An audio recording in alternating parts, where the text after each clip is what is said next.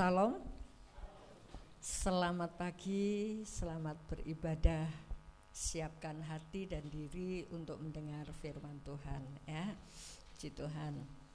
Ini hari Pentakosta, di mana Roh Kudus dicurahkan, ya.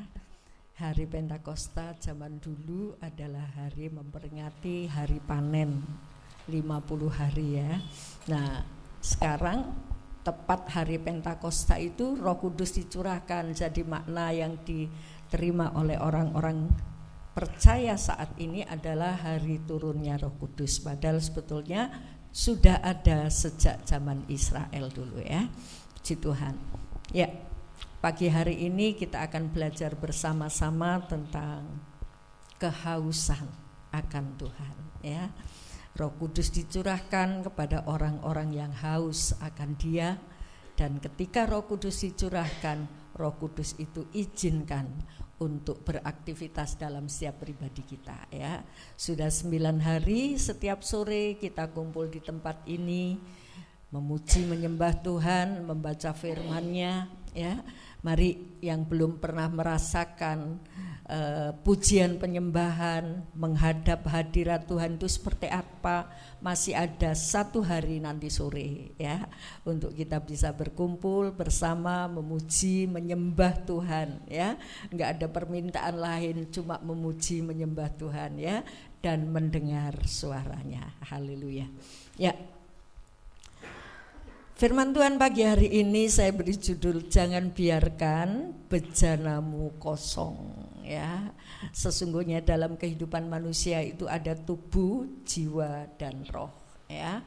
Nah, kalau kita haus secara tubuh kita ambil air untuk minum, tapi bagaimana ketika jiwa itu haus, ya? Seringkali jiwa yang haus itu ditutup dengan kebutuhan-kebutuhan tubuh, ya, dan seringkali diabaikan. Tapi kita akan melihat bersama-sama. Jangan biarkan bejanamu kosong. Mazmur 107 ayat 9. Mari kita berdiri bersama-sama. Mazmur 107 ayat yang ke-9. Kita baca mulai ayat 1, ya. Kita baca mulai dari ayat 1 sampai ayat yang ke-9. Ya, kita baca bersama-sama. Sudah ketemu semuanya? Ya. Tolong ditampilkan Mazmur pasal 107 ayat 1 sampai ayat 9, ya. 1, 2, 3. Bersyukurlah kepada Tuhan sebab Ia baik, bahwasanya untuk selama-lamanya kasih setianya. Biarlah itu dikatakan orang-orang yang ditebus Tuhan, yang ditebusnya dari kuasa yang menyesakkan, yang dikumpulkannya dari negeri-negeri, dari timur dan dari barat, dari utara dan dari selatan. Ada orang-orang yang mengembara di padang belantara, jalan ke kota tempat kediaman orang tidak mereka temukan. Mereka lapar dan haus, jiwa mereka lesu di dalam diri mereka. Maka berseru-serulah mereka kepada Tuhan dalam kesesakan mereka, dan dilepaskannya mereka dari kecemasan mereka. Dibawanya mereka menempuh jalan yang lurus sehingga sampai ke kota tempat kediaman orang. Biarlah mereka bersyukur kepada Tuhan karena kasih setianya, karena perbuatan-perbuatannya yang ajaib terhadap anak-anak manusia, sebab dipuaskannya jiwa yang dahaga dan jiwa yang lapar dikenyangkannya dengan kebaikan. Amin. Ya. Perikop ini berjudul nyanyian syukur dari orang yang ditebus Tuhan. Makanya ayat 1 mengajak sampai ayat 2, biarlah itu dikatakan orang yang ditebus Tuhan. Nyanyikanlah ucapan syukur, nyanyikanlah pujian syukur. Biarlah itu dikatakan oleh orang yang ditebus Tuhan. Tadi kita nyanyi apa? Ini tahun Yobel. Tahun Yobel itu apa toh? Ada yang tahu? Tahun Yobel itu tahun pembebasan. Tahun Yobel itu dihitung 50 tahun setelah orang Israel masuk ke dalam tanah perjanjian. Tadinya kan di padang belantara, tadinya diperbudak, kemudian di padang belantara menuju ke negeri perjanjian. Sampai masuk di negeri perjanjian, dihitung 7 tahun kali 7, 49 tahun. Pada tahun berikutnya, tahun ke-50, itulah tahun Yobel. Apa tahun Yobel itu? Tahun pembebasan. Pembebasan dari segala hal. Pembebasan orang-orang Israel yang jadi budak itu harus dibebaskan pada tahun Yobel, termasuk tanah-tanah yang sudah dibeli, ya. Misalnya saya beli tanah pada tahun ke-50 itu dibebaskan, dikembalikan kepada, saya beli kepada Bu Rosi misalnya. Tahun ke-50 saya kembalikan, ya. Jadi harga penjualan tanah itu dihitung berapa lama nanti tahun pembebasannya. Di situ dikurskan. Oh, masih lama berarti harganya lebih mahal. Kalau sedikit harganya, kalau waktunya tinggal sedikit menuju tahun Yobel, maka harganya lebih murah. Tahun pembebasan. Saudara dan saya sekarang menikmati tahun pembebasan. Tahun yang sudah dilepaskan dari dosa itu. Dan kita punya waktu, kita punya tanggung jawab untuk terus memuji dan membesarkan Tuhan, ya. Saudara dan saya dibebaskan oleh penebusan darah Yesus, dan setelah itu Tuhan berikan Roh Kudus itu untuk apa? Untuk memimpin kita, supaya dalam masalah, dalam kehidupan sehari-hari dalam dunia ini, Roh Kudus yang memberi kita kekuatan, ya. Dan di ayat 9 itu dikatakan, sebab dipuaskannya jiwa yang dahaga dan jiwa yang lapar dikenyangkannya dengan kebaikan. Jiwa yang dahaga tidak bisa dipuaskan dengan hal-hal dunia ini. Yang bisa memuaskan jiwa yang dahaga dan lapar itu hanya Tuhan, ya. Hanya Tuhan yang bisa memuaskan jiwa dahaga jiwa kita. Dan dahaga jiwa kita itu berakibat pada kegelisahan jiwa yang akan mempengaruhi tubuh. Sebab itu ketika orang merasa tidak ada kepuasan, tidak ada damai, tidak ada sejahtera, tidak bisa ditutup atau dihibur dengan perkara-perkara di dunia ini.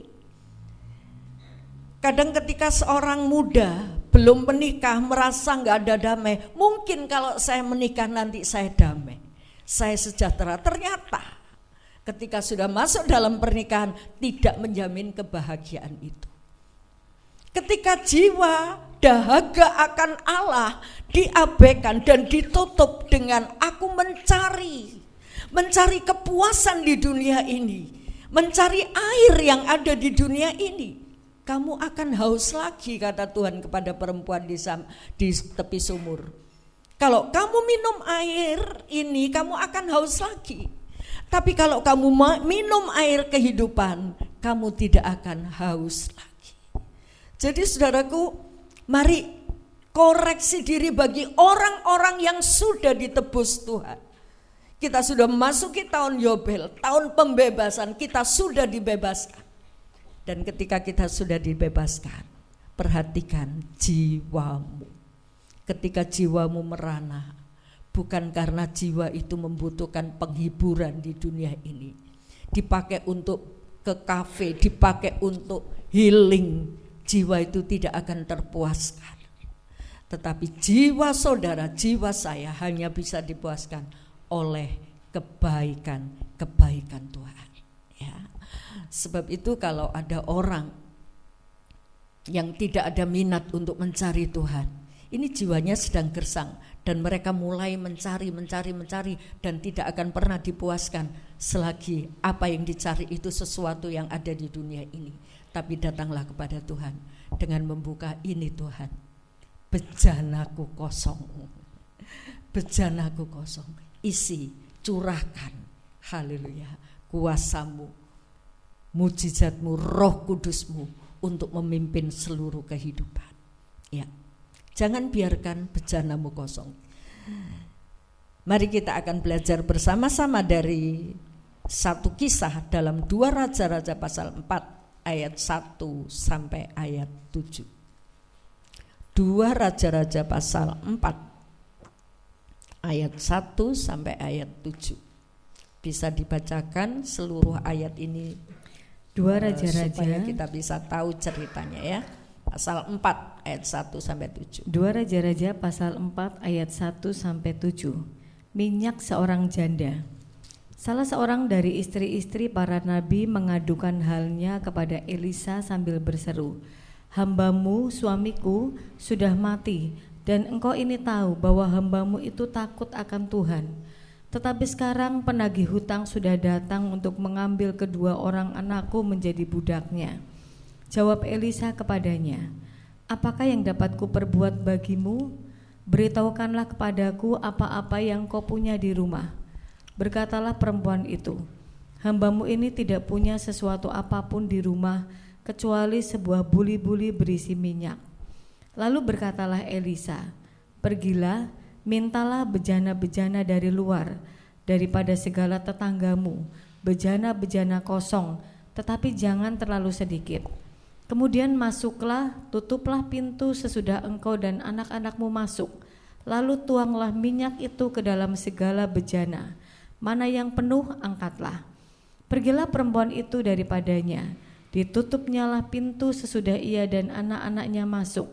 Dan anak-anaknya mendekatkan bejana-bejana kepadanya, sedang ia terus menuang. Ketika bejana-bejana itu sudah penuh, berkatalah perempuan itu kepada anaknya, "Dekatkanlah kepadaku sebuah bejana lagi." Tetapi jawabnya kepada ibunya, "Tidak ada lagi bejana." Lalu berhentilah minyak itu mengalir. Kemudian pergilah perempuan itu memberitahukannya kepada abdi Allah, dan orang ini berkata, "Pergilah, jualah minyak itu, bayarlah hutangmu, dan hiduplah dari lebihnya engkau serta anak-anakmu." Amin. Ya. Mari kita belajar tentang kisah ini ya. Ada seorang istri nabi ya, istri orang yang taat kepada Tuhan. Dia datang kepada Elisa, dia menceritakan masalahnya. Dan ketika dia datang menceritakan, "Hambamu suamiku sudah meninggal. Dan hambamu suamiku itu orang yang takut akan Allah." Hambamu suamiku, artinya ini muridnya Elisa, seorang nabi ya, hidup takut akan Tuhan. Tapi bukan warisan yang ditinggalkan kepada istri dan anaknya, tapi utang. Hutang yang begitu memberatkan sampai akhirnya penagih hutang itu harus membawa kedua anaknya menjadi budak sebagai bayaran hutangnya. Nah, dari poin dari ayat yang pertama itu, istri nabi ini sedang terjerat hutang. Bukankah dia itu seorang yang taat kepada Tuhan? Pertanyaannya, kok bisa? Kok bisa dia terjerat, tertindih hutang sampai gak bisa bayar? Saudaraku, dari pelajaran ini kita bisa melihat bahwa ketaatan, kerohanian, kedekatan kita kepada Tuhan itu tidak membebaskan kita dari masalah-masalah ekonomi. Ya, kita melihat juga seorang Lazarus yang miskin, dia ada di depan orang kaya, miskin. Lazarus yang takut akan Allah tentunya, yang percaya kepada Tuhan, dia miskin. Tapi setelah meninggal, itulah nanti membuktikan orang ini benar atau tidak. Ya, setelah kehidupan ini akan dibuktikan. Jadi ketaatan kita kepada Tuhan tidak semata-mata takut akan Tuhan itu tidak menjamin kita bebas dari masalah ekonomi. Itu pelajaran yang kita bisa ambil. Jadi bukan berarti oh kamu kekurangan terus, kamu salahmu saya nggak rajin ke gereja, ya. Nah saudaraku, mari ketika kita terjerat satu masalah ekonomi, pertama koreksi hidup kita, kedekatan kita akan Tuhan, dan koreksi juga bagaimana pengelolaan keuangan kita, ya. Nah istri Nabi ini datang kepada Nabi. Di ayat yang pertama itu dia datang, dia cerita kondisi keluarganya. Dia sudah nyaris keluarganya hancur, ya. Oleh karena tekanan-tekanan ekonomi, nyaris keluarganya hancur. Nah saudaraku, ya. Dan ketika kita setia kepada Tuhan, itu bukan berarti kita mengharap kemakmuran harus datang kepada kita. Jangan sampai kita berkata kepada Tuhan, Tuhan aku ini sudah setia loh, aku ini sudah baca Alkitab, aku ini sudah rajin doa loh, kok hidupku enggak kaya-kaya, ya, kok hidupku seperti ini saja. Jadi kedekatan kita akan Tuhan, ketaatan kita, kesetiaan kita kepada Tuhan itu tidak menjamin kemakmuran dalam hidup kita, ya. Makanya teori kemakmuran, paham kemakmuran, kalau kamu setia, kalau kamu dekat Tuhan, Tuhan memberkati kamu, itu iya. Tapi bukan berkat yang seperti orang lain terima dengan berlimpah-limpah. Berkat itu membuat kita damai, sejahtera. Pasti Tuhan memberkati ketika orang yang dekat kepada Tuhan, pasti Tuhan berkati. Tapi tidak selalu berkat itu dinyatakan dengan materi. Haleluya. Ini yang harus kita pelajari. Dan yang kedua, di ayat yang kedua, ketika ibu ini datang kepada Elisa, Elisa menjawab, apa yang harus aku perbuat? Ya. Jadi Elisa, kamu punya utang, kamu datang ke sini, aku juga tidak punya uang untuk membayar utangmu. Dan Elisa tanya, apa yang kamu punya di dalam rumahmu? Jadi saudaraku, pertanyaan Elisa ini, apa yang dapat aku perbuat? Artinya tidak membebaskan dia ketika dia minta tolong kepada Elisa, tidak membebaskan dia dari tanggung jawab membayar hutangnya. Tuh Elisa mau, kalau kamu punya hutang, kamu punya tanggung jawab untuk melunasinya. Sekarang apa yang kamu punya? Dan ibu ini bilang, aku gak punya apa-apa. Aku cuma punya minyak sedikit dalam botol, dalam buli-buli yang kecil, sedikit, dan itu tidak akan mungkin untuk melunasi hutangnya. Nah saudaraku, dia punya sesuatu walaupun sedikit, itu bisa dilipat gandakan. Haleluya, puji Tuhan. Nah ketika Elisa memberitahu apa yang harus aku perbuat, itu menunjukkan bahwa orang ini harus punya tanggung jawab. Elisa yang dimintai tolong hanya bisa memberi saran, hanya bisa memberi petunjuk. Seperti ketika kita punya beban berat, kita datang kepada Tuhan, bukan semata-mata Tuhan melepaskan kita, tapi ada sesuatu tanggung jawab yang harus kita lakukan, yang Tuhan kasih, yang Tuhan berfirman, yang Tuhan menyatakan, memberi petunjuk apa yang harus kamu lakukan. Haleluya. Ketika Musa memimpin bangsa Israel dan kemudian terjerat jalan buntu, di depannya ada laut, di belakangnya ada tentara Mesir, apa yang dilakukan Musa? Orang-orang mau melempari Musa dengan batu.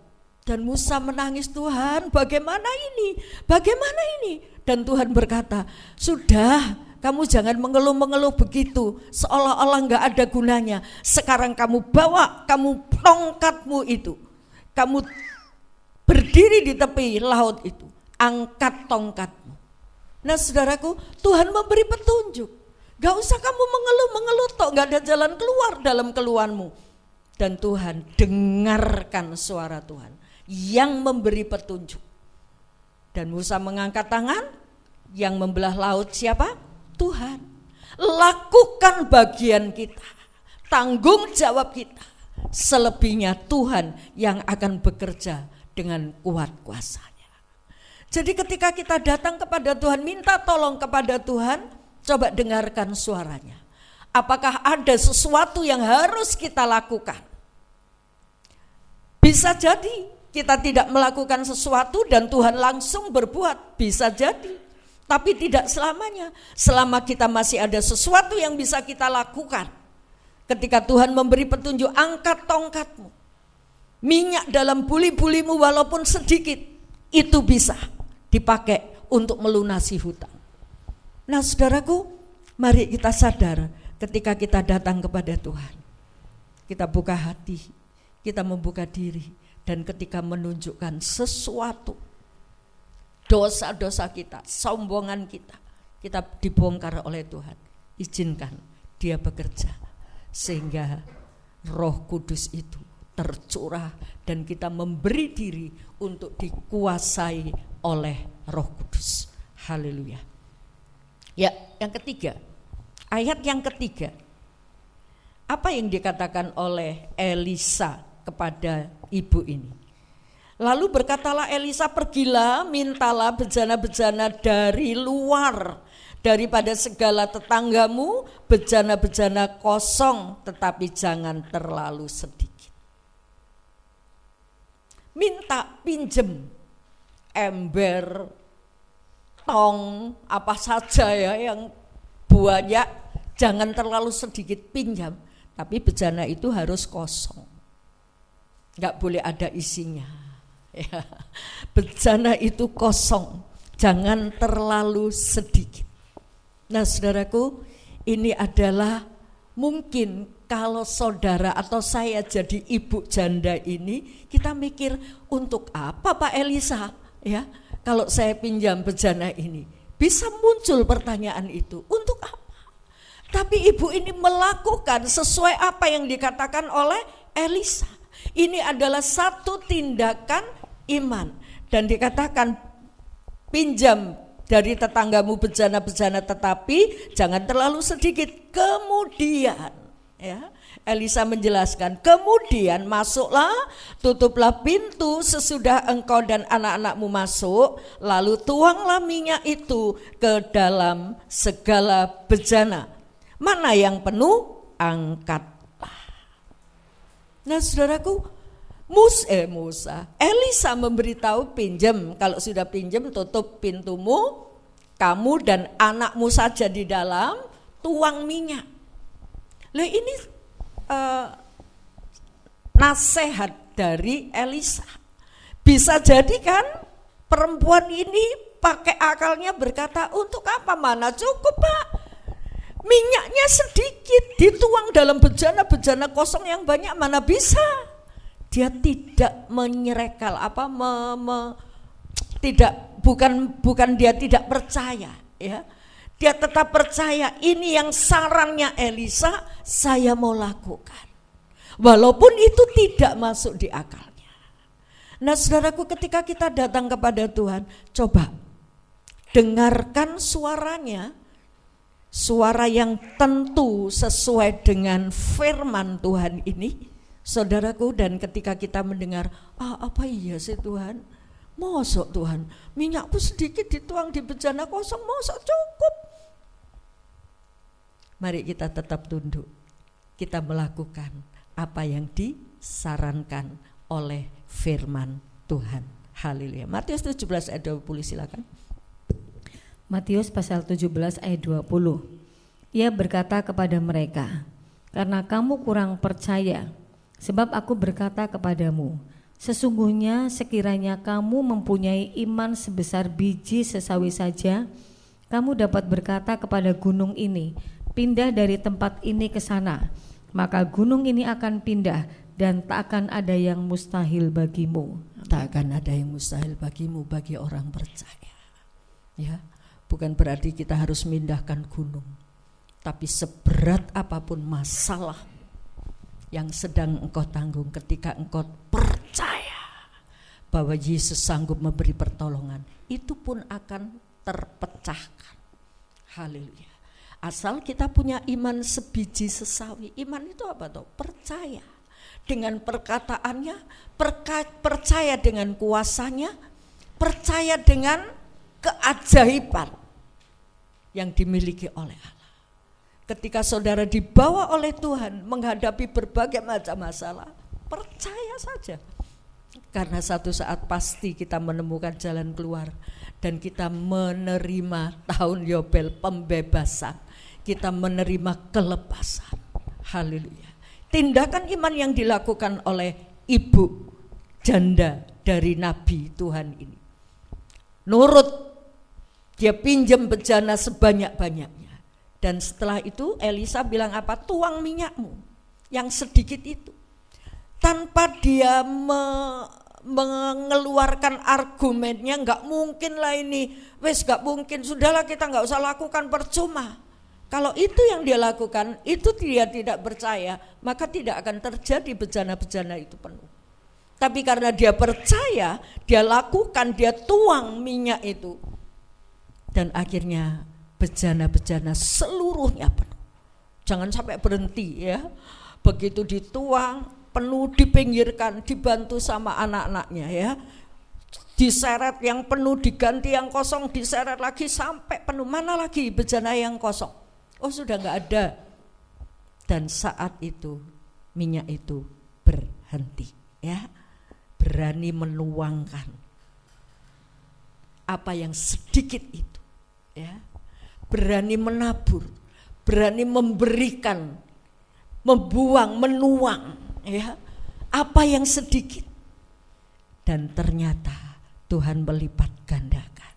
Dan ketika dilipat gandakan, itu dipakai untuk membayar hutang sampai dia bebas. Haleluya, puji Tuhan. Nah saudaraku, mari kita belajar berani melakukan dari yang sedikit kita punya, yang Tuhan minta, yang Tuhan mau berikan. Ini hidupku Tuhan, ini milikku Tuhan. Dan ketika Tuhan memberkati kita, mari kita ingat bahwa yang kita terima itu adalah benih dan roti. Mana roti yang harus kita makan? Mana benih yang harus kita tabur? Haleluya. Dan ketika kita berani melakukan itu, Tuhan tidak pernah meninggalkan kita. Hutang-hutang, masalah-masalah ekonomi, Tuhan berkati, Tuhan cukupkan. Walaupun tidak berlimpah-limpah, tapi Tuhan cukupkan. Haleluya, puji Tuhan. Nah, saudaraku, minyak dalam buli-buli yang sedikit bisa dianalogikan sebagai hubungan kita dengan Tuhan yang pudar, hubungan dengan Tuhan yang tipis, ya, nggak ada rasanya, nggak ada kenikmatan atau keniatan untuk aku mau berhubungan dengan Tuhan. Lah itu perlu dituang, perlu dilipat gandakan. Dengan apa? Masuk dalam rumah, tutup pintu. Haleluya. Dan dari situ minyak itu bisa dituang Tuhan, membual-bual. Roh Kudus bekerja dalam kehidupan kita.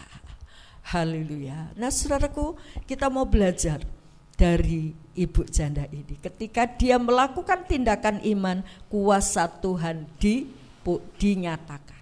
Haleluya. Yang keempat, ayat 4 dan 5 ya. Ayat 4 dan 5. Kemudian masuklah, itu tadi sudah kita baca, pergilah perempuan itu daripadanya, ditutupnya pintu sesudah ia dan anak-anaknya masuk. Dan anak-anaknya mendekatkan bejana-bejana kepadanya, sedang ia terus menuang. Haleluya. Dia bekerja dengan anak-anaknya. Ada satu kesehatian, ya. Ada satu kesehatian dalam keluarga, terutama ketika dalam keluarga anak-anak juga merasa ikut terbeban dengan utang yang ditinggalkan bapaknya. Ya, banyak anak-anak yang enggak ngerti kondisi orang tua, ya kan? Begitu dia minta apapun, enggak tahu kondisi orang tua seperti apa, dia harus memberikan. Nangis mungkin di depan penjualnya begitu ya. Nah, enggak bisa dikendalikan. Kadang-kadang ada anak-anak seperti itu. Makanya mari kita belajar untuk membuat anak-anak mengerti kondisi orang tua, ya. Nah, ketika tahu, diajak bersama untuk berdoa, untuk berdoa, untuk merasakan ini loh beban orang tuamu. Lebih-lebih kalau anak itu sudah besar ya, sudah dewasa lah, mereka harus tahu kondisi orang tua itu seperti apa. Ketika anak-anak saya masih kecil minta sesuatu, saya bilang berdoa dulu. Ibu gak punya uang, ibu hanya bergandolan sama Tuhan ya. Jadi setiap kali dia mau pingin ini pingin itu, gak selalu dia harus dituruti. Sehingga sampai hari ini dia bisa mengendalikan apa yang menjadi keinginannya. Saudaraku, kesehatian itu penting dalam keluarga, untuk bekerja sama, berdoa, haleluya, menuang minyak yang sedikit itu dalam sehati, berdoa, izinkan Roh Kudus dan membuka hati kita. Ini loh bejanaku yang kosong. Haleluya. Dan Roh Kudus sendiri akan menuang itu di dalam kehidupan kita. Yang kelima, ayat yang keenam. Nah, kita baca lebih dulu Matius 18 ayat 19 sampai 20. Matius pasal 18 ayat 19 dan 20. Dan lagi aku berkata kepadamu, jika 2 orang daripadamu di dunia ini sepakat meminta apapun juga, permintaan mereka itu akan dikabulkan oleh Bapa-Ku yang di surga. Sebab di mana 2 atau 3 orang berkumpul dalam nama-Ku, di situ Aku ada di tengah-tengah mereka. Amin. Ada 2-3 orang berkumpul berdoa dengan sepakat, Bapamu yang di surga akan mengabulkan, mendengar. Jadi ketika kita sepakat, kita punya hati yang sepakat meminta sesuatu apa yang menjadi persoalan kita, nyatakan kepada Tuhan, maka itu akan diterima oleh Tuhan dan Tuhan akan memberikan jalan keluar. Haleluya. Entah jalan keluarnya itu ada sesuatu yang harus kita lakukan, entah bisa jadi Tuhan sendiri yang akan bertindak ya. Jadi kita perlu kesehatian, kesepakatan dalam keluarga, dalam berjemaat. Kita juga perlu kesehatian. Haleluya. Dalam kita melangkah, dalam kita melakukan sesuatu, atau mungkin gereja punya program apa, kita perlu kesehatian dalam melakukan itu. Haleluya.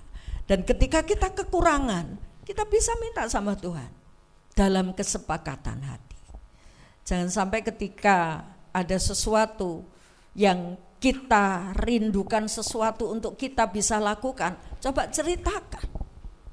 Mungkin dalam keluargamu, mungkin dalam kelompok selmu, sehingga semua bisa mendukung masalahmu dalam doa. Dan Tuhan yang akan bekerja dalam doa kesepakatan itu. Serahkan kepada Tuhan dan biarlah Tuhan yang bekerja. Perlu kesehatian ya. Tuhan tidak memanggil saudara sendirian. Tuhan memanggil saudara untuk menjadi kelompok, menjadi anggota tubuh Kristus, untuk bisa kita saling merasakan ya. Makanya dalam Alkitab ada yang menjadi tangan, ada yang menjadi kaki, menjadi satu anggota, satu tubuh, untuk bisa saling mengerti satu dengan yang lain. Ketika tangan sakit, mungkin tangan satunya bisa mengobati. Ketika mata sakit, tangan bisa ambil obat untuk mengobati.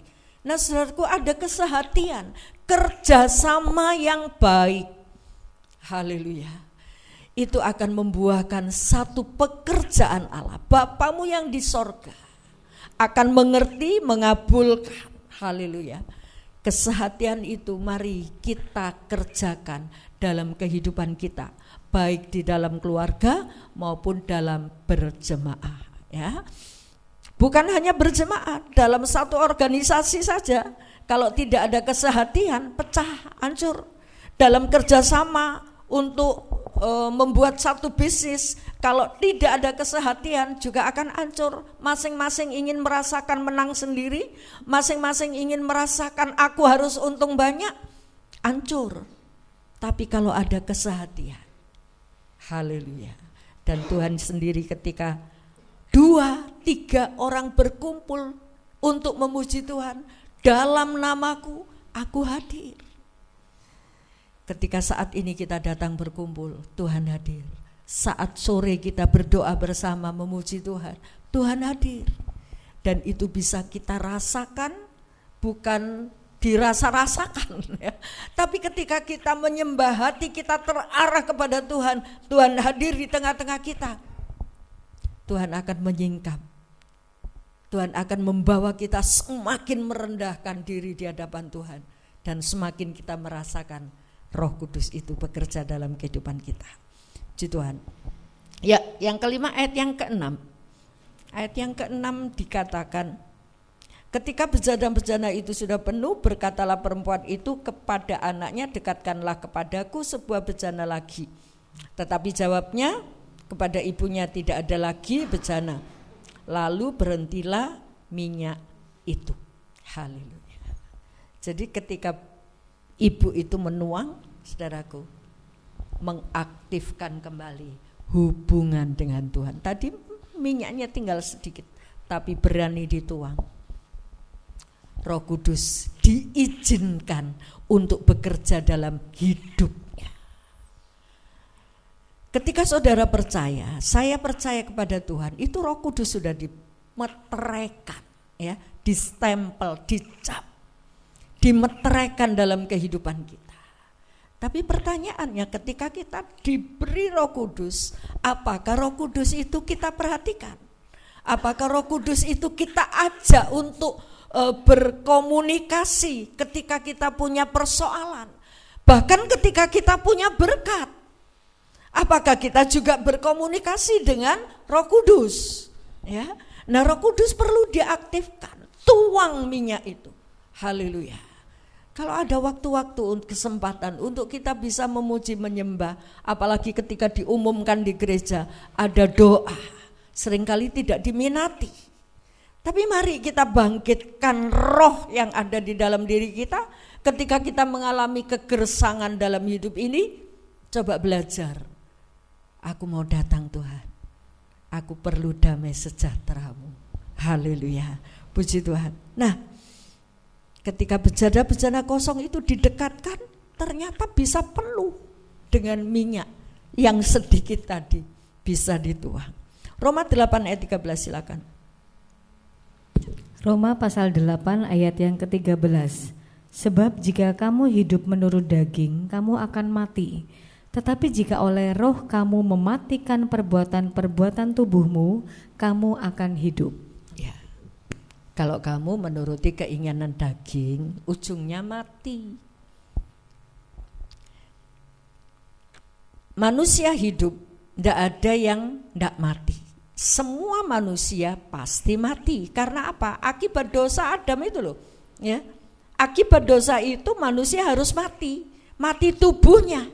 Tetapi oleh kedatangan Kristus, jiwa kita diselamatkan. Jadi tubuh boleh mati, tapi jiwa kita dihidupkan.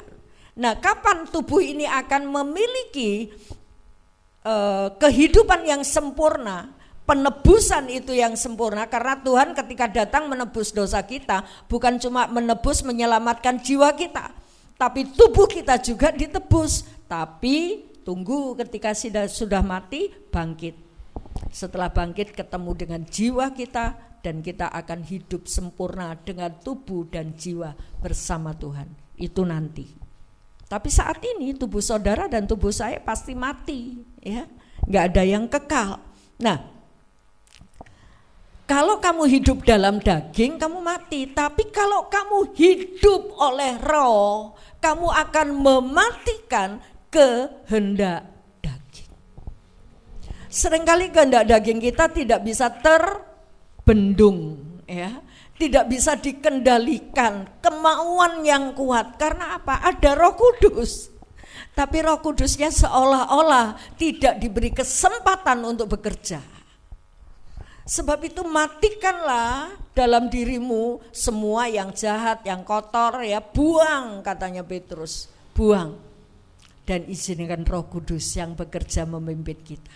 Kalau Roh Kudus yang memimpin kita, bukan berarti kita mati kehendak daging kita masih punya kehendak daging, tapi itu bisa dikendalikan. Haleluya. Dan kita lebih mengikuti suara roh itu. Haleluya. Ketika hidup kita berat karena kehausan jiwa kita, ya. Hidup kita gersang karena jiwa kita merana, karena kita tidak dekat dengan Allah, jiwa kita merana. Karena yang bisa memuaskan jiwa itu Tuhan saja. Nah, saat seperti itu ketika kita menghibur diri dengan hal-hal duniawi, itu akan terasa semakin berat. Ya. Tidak akan pernah terpuaskan. Makanya perempuan yang datang di sumur itu, dia ingin menimba, dia ingin memuaskan dengan air sumur itu, Tuhan tegur. Kalau kamu minum ini kamu akan haus lagi. Bahkan ketika dia punya 5 suami, saudaraku, itu juga tidak membuat dia bahagia. Tidak memuaskan, bahkan dibully orang. Semua orang ketemu dia mencibirkan bibirnya. Nah, gak akan bisa terpuaskan dengan hal-hal duniawi, bahkan akan semakin berat. Ketika kita punya seperti ibu ini, punya terjerat beban berat, terjerat hutang, saudaraku, maka ibu ini datang kepada Elisa. Coba kalau dia datang pada tangganya, tolong aku ya, pinjam dulu ya, maka semakin berat. Haleluya. Nah, saudaraku, kita mau belajar. Saat saudara punya beban berat, datanglah kepada Tuhan. Izinkan Tuhan Yesus itu menuangi, memenuhi hidupmu. Dan Roh Kudus yang sudah ada di dalam diri kita itu akan menangkap apa yang Tuhan kerjakan. Dan Roh Kudus kita izinkan, kita buka hati kita. Kita berserah, artinya berserah itu kita tidak ada sesuatu yang bisa kita lakukan Tuhan. Monggo silahkan Tuhan kuasai hidupku, singkap hal-hal yang tersembunyi. Sehingga saya bisa mengakui, minta ampun, dan Roh Kudus bekerja lebih leluasa dalam hidup kita. Puji Tuhan. Ya, Efesus 1 ayat 13. Efesus pasal 1 ayat yang ke-13. Di dalam Dia kamu juga, karena kamu telah mendengar firman kebenaran, yaitu Injil keselamatanmu, di dalam Dia kamu juga ketika kamu percaya dimeteraikan dengan Roh Kudus yang dijanjikannya itu. Ya, ketika kamu percaya dimeteraikan oleh Roh Kudus. Dan apakah kita anggap Roh Kudus bisa keluar masuk dalam diri kita? Enggak. Kalau sudah dicap, stempelnya dari Tuhan itu permanen. Roh Kudus jadi stempelnya. Sebab itu ketika saudara benar-benar terima Tuhan, itu di stempel. Roh Kudus menjadi meterai. Nah, ketika kita sadar bahwa di dalam diri kita ada Roh Kudus, jangan biarkan dia diam. Ya. Jangan melakukan kehendak dagingmu lebih kuat. Tapi minta Tuhan kuasai aku. Sehingga apapun yang kita pikirkan, apapun yang kita rencanakan, apa yang kita lihat, apa yang kita katakan, semuanya dikendalikan oleh Roh Kudus. Puji Tuhan. Ayat yang ke-7 dari 2 Raja-Raja 4. Kemudian pergilah perempuan itu memberitahukannya kepada abdi Allah, dan orang ini berkata, pergilah, juallah minyak itu, bayarlah hutangmu, dan hiduplah dari lebihnya engkau serta anak-anakmu. Nah, setelah penuh, perempuan ini tidak tekebur ya, tidak lupa diri ya. Wih, minyakku sudah banyak ini. Wah, ini nek tak jual ini ya, dapat uang banyak ini. Terus dia lupa, enggak bilang sama Elisa, enggak. Setelah minyak itu penuh, dia tetap membutuhkan Elisa untuk memberi petunjuk apa lagi yang harus aku lakukan. Ini loh dipimpin oleh Roh Kudus, ya. Ketika Tuhan sudah memberkati kita, kadang-kadang kita lupa, kita melakukan keinginan diri, lupa tanya Tuhan, berkat ini untuk apa? Ketika Tuhan memberi saudara kekuatan, kesehatan, jangan sampai lupa Tuhan, Engkau sudah memberi aku kesempatan, kekuatan, kesehatan. Bisakah kita tanya sama Tuhan, apa yang harus aku lakukan? Dan perempuan ini ketika bejananya penuh, dia datang lagi kepada Elisa. Haleluya. Puji Tuhan.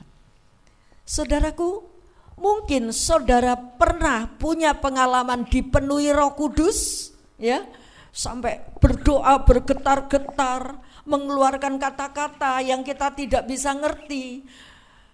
Kemudian kita merasakan, aduh, aku punya damai sejahtera. Bisakah pengalaman itu menipis? Bisa. Kalau tidak kita aktifkan, ya.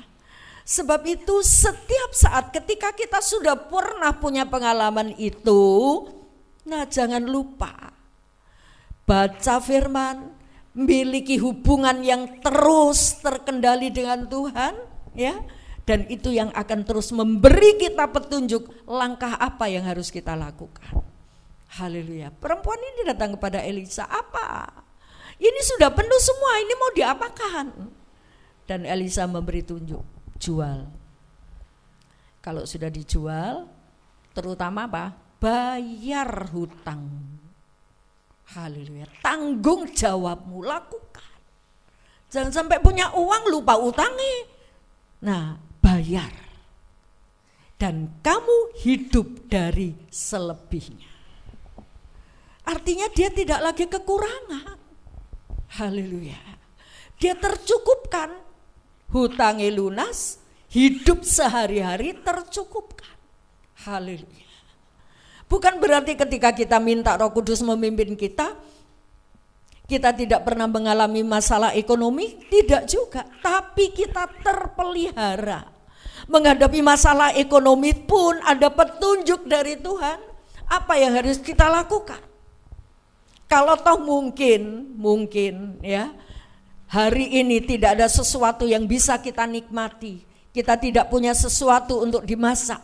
Kita berdoa Tuhan berkati, dan sampai siang sampai sore kita tidak punya berkat. Tidak ada orang yang Tuhan kirim untuk memberi kita berkat. Mari kita pikir, berarti Tuhan suruh saya puasa. Tidak bersungut-sungut, Tuhan katanya Tuhan mengabulkan, katanya Tuhan mencukupkan, kok saya kelaparan? Berarti Tuhan melihat kamu masih mampu untuk berpuasa. Haleluya. Kita tidak bersungut-sungut. Puji Tuhan, ya. Saudaraku, firman ini loh yang menjadi penuntun, ya, dalam hidup kita. Roh Kudus memberi petunjuk, menuntun hidup saudara dan saya. Dan kalau Roh Kudus yang memimpin, dia akan memimpin ke dalam seluruh kebenaran. Haleluya. Dia akan memimpin dalam seluruh kebenaran, bukan seluruh kemewahan, bukan seluruh kenyamanan, tapi kebenaran. Yohanes 16 ayat 13. Yohanes pasal 16 ayat yang ke-13. Tetapi apabila ia datang, yaitu Roh kebenaran, ia akan memimpin kamu ke dalam seluruh kebenaran. Sebab ia tidak akan berkata-kata dari dirinya sendiri, tetapi segala sesuatu yang didengarnya itulah yang akan dikatakannya, dan ia akan memberitakan kepadamu hal-hal yang akan datang. Amin. Ya. Dia akan memberitahukan kepadamu hal-hal yang akan datang. Artinya kita punya harapan. Sekalipun di dunia ini kita susah, tapi kita masih punya harapan. Itu yang diingatkan Roh Kudus. Dalam dunia ini kamu punya masalah, kamu mengalami persoalan, tapi kamu punya harapan hidup yang kekal. Itu yang menghibur dan menguatkan kita melewati hari demi hari dalam dunia yang penuh dengan kesukaran ini. Puji Tuhan. Saudaraku, jika minyakmu sedikit saat ini, buka hatimu, izinkan Roh Kudus itu bekerja dalam hidupmu. Haleluya. Izinkan, buka seluas-luasnya. Kalau ada hal-hal yang tersembunyi, yang kita sembunyikan, gak boleh ada orang tahu, Roh Kudus tahu.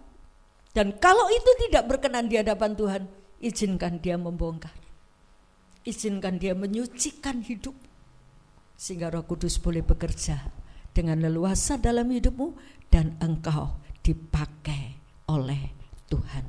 Haleluya. Kita berdiri bersama-sama.